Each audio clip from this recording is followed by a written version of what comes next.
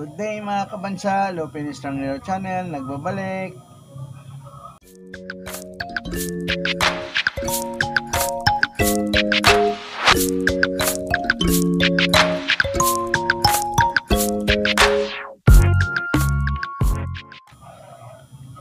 Morning mga kabansa, ating talakayin ngayon matagal po tayo hindi nakabalik sa pagtatalakay sa mga vlog natin sa hardware.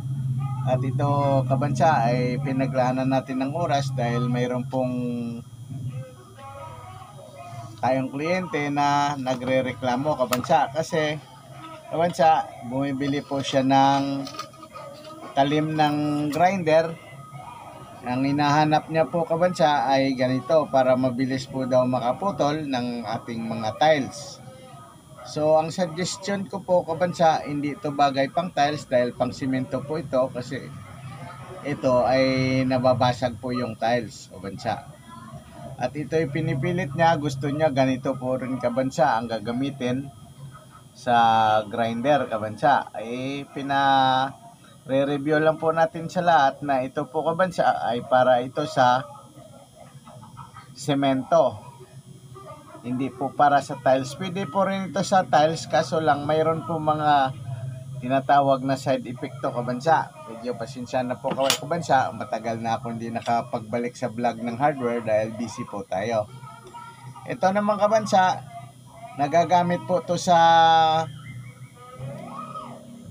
pag nagputol tayo ng mga simento, sisinsil tayo, ginagrind po muna natin bago natin sinsilin para may guide na po siya kabansa para pantay po yan ang ating sisinsilin, hindi babako-bako.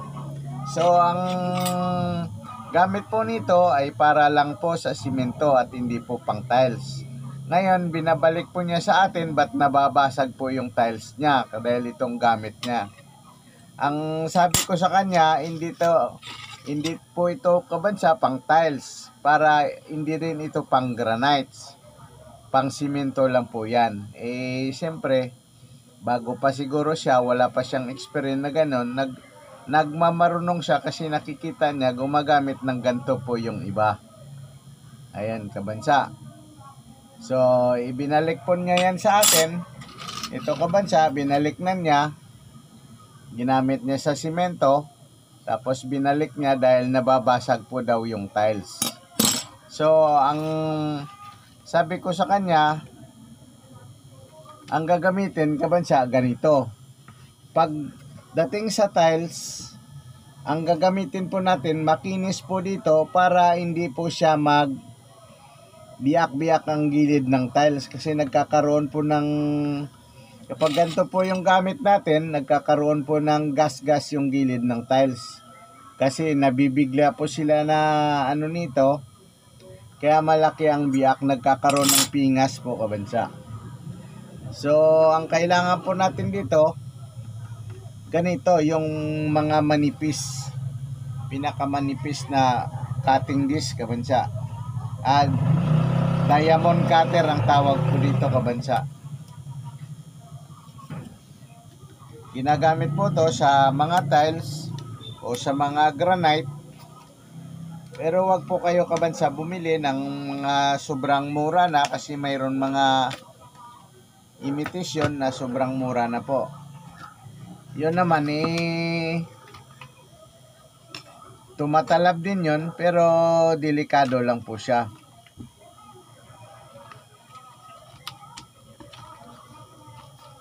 Kasi yung isang customer din natin, kabansa, yung ganito na mumurayan ang ginamit niya, sobrang mura na siguro yon, di niya pa napapansin, mayroon po mga damage po dito kuminsan sa gilid, kaya na bumiak po ito, napalo yung kanyang kamay. Dinala po siya sa ospital dahil biak po nandito niya, biak. Dahil tumalsik po ito kabansa. Ayan po.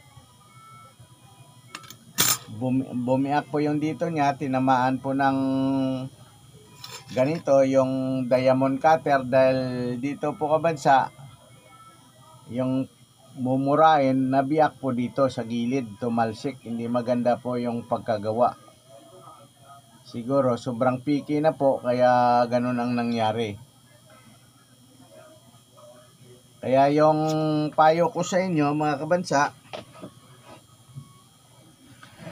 kapag sa tiles o sa granite, ito ang gagamitin, yung manipis, super thin na makinis.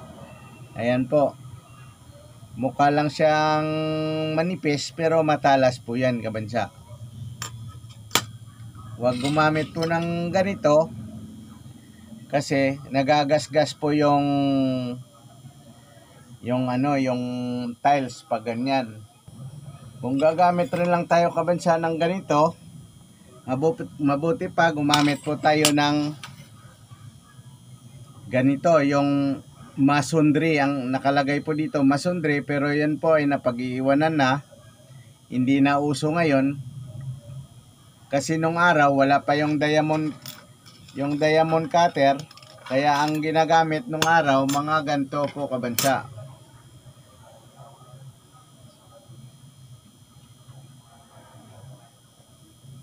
Makikita po natin masundry ang nakasulat po dyan.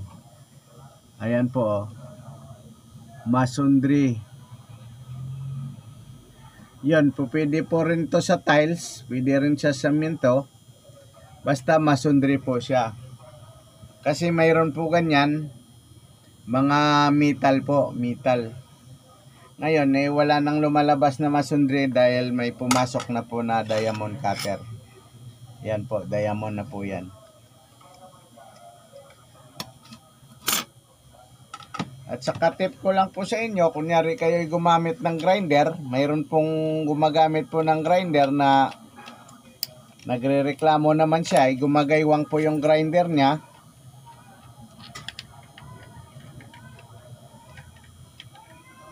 Ganyan po, gumagaywang ang grinder niya kasi kuminsan pag lagay niya po diyan kanyan, hindi po pantay ang pagkabit. Kailangan isusuot niyo po to sa pinaka hub niya, may butas po yan.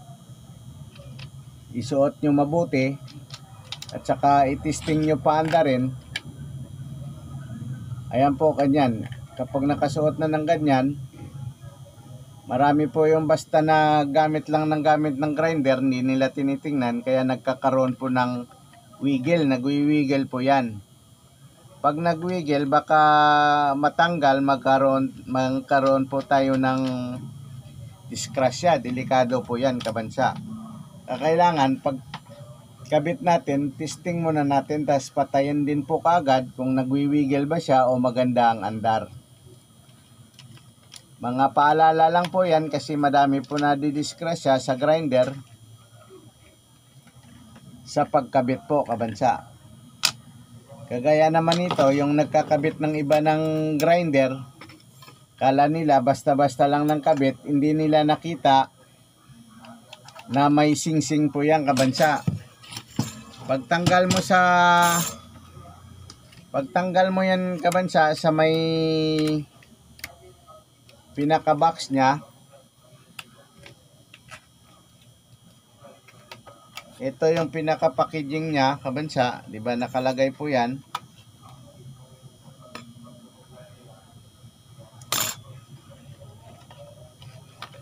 Ito po yung pinaka packaging niya.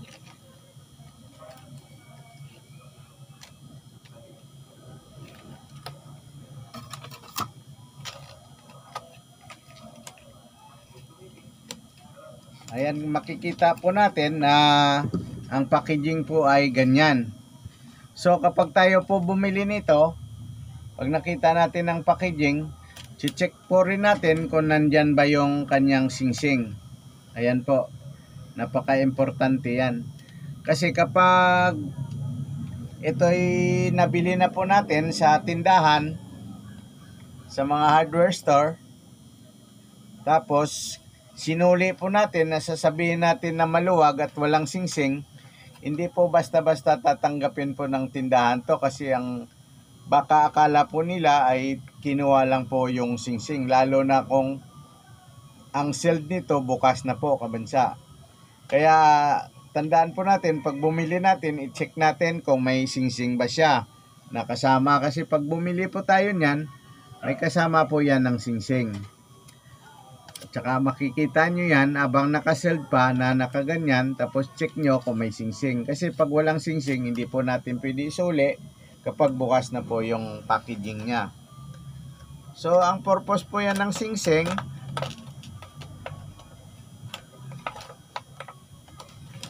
mga kabansa, ay ganito yon. Pag naglagay po natin sa grinder na walang singsing, nagkakaroon po yan ng leakage, ganyan po, nagwiwigil yan. Kahit anong higpit po natin yan, pag naigpitin na po natin yan,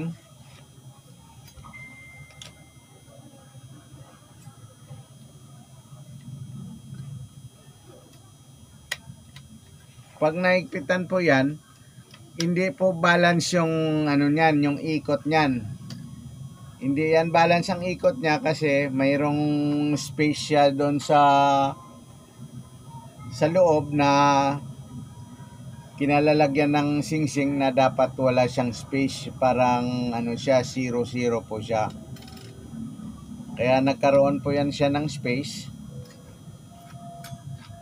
Magkakaroon po tayo ng ano diyan, aberya kapag nagaganyan po siya, kabansa. Gagalaw-galaw siya sa loob. Pero kung nilagyan po natin ng singsing, ayan po, mayroon ko minsan kasi hindi nagmamatch din ng singsing ng iba para sa ano sa grinder, kabansa.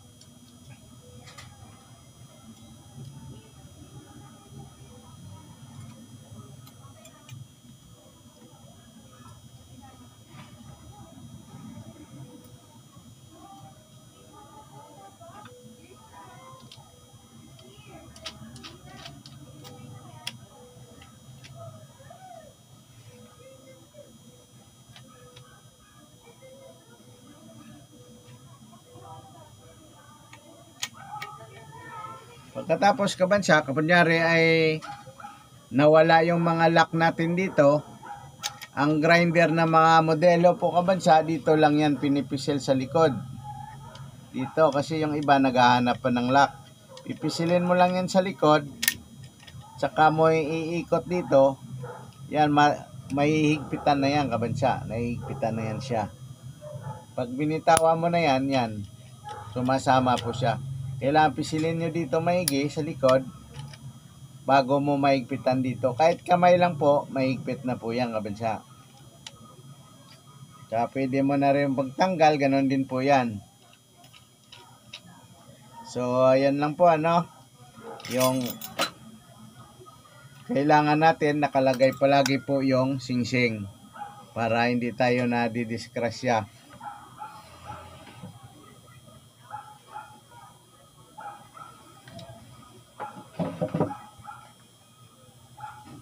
Kasi po, ito ang pinaka-importante sa lahat na gamit sa grinder ay may singsing.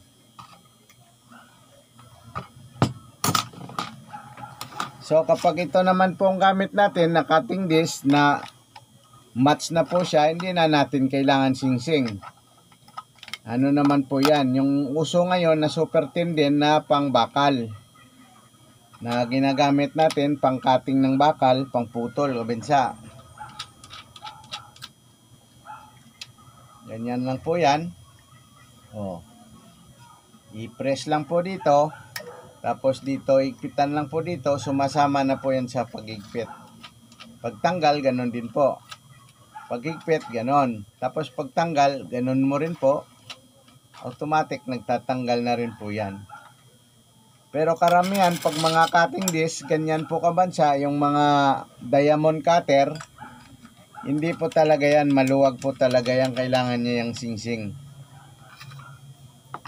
Ang nagmamatch lang dito ay mga flap disc at saka mga cutting disc, kabansa. Yan lang mga match dyan. Kapag ganito, yan, nakikita po ninyo, may singsing po yan, kaya hindi siya nagwiwigil.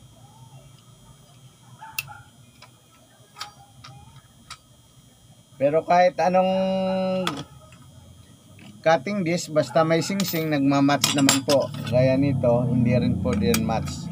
Pag walang singsing, nagalaw-galaw din po siya.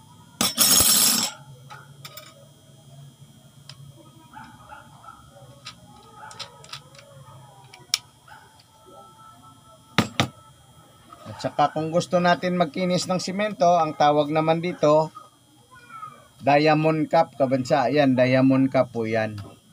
May sariling singsing din po yan sa likod. Titingnan po natin kapag bumili po tayo nito, kailangan may sariling singsing para nakikita natin na match po yan siya pagkabit mo ng grinder. Kasi pag wala pong singsing, luluwag po yan, kabansa.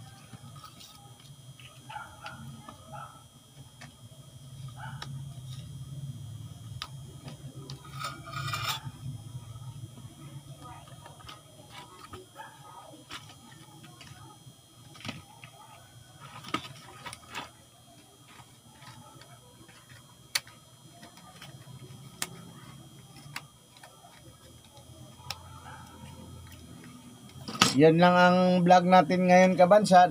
Parte sa grinder, kay mayroon po tayong suki na disgrasya doon sa talim ng grinder dahil mali ang pagka-sitting niya at hindi siya naglalagay ng singsing ng maayos, kabansa.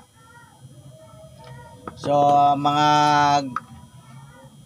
tinalakay lang po natin, mga pang-cutting lang. Napakarami pong klase yan ng diamond cutter.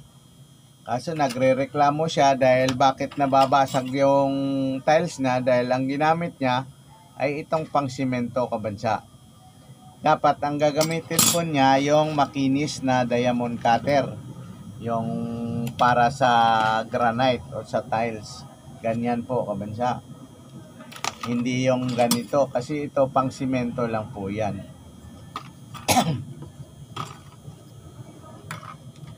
At sa mga ganto, pang metal, kailangan lang po ayusin natin kasi kung minsan nabibiyak to po, kabansa, para hindi tayo na didisgrasya sa paggagamit natin.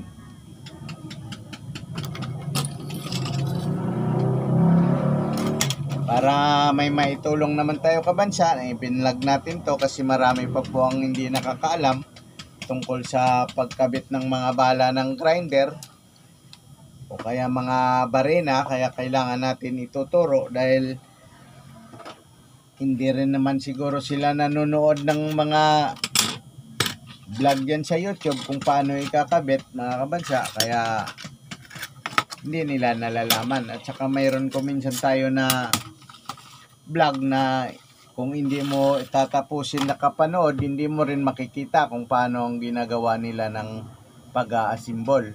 So kailangan kapag nanonood tayo, titingnan natin hanggang matapos para malalaman po natin kung ano yung kararatnan ng ating pinapanood, kabansa, para may matutunan naman tayo. Hanggang dyan na lang ang ating vlog sa mga diamond cutter, kabansa.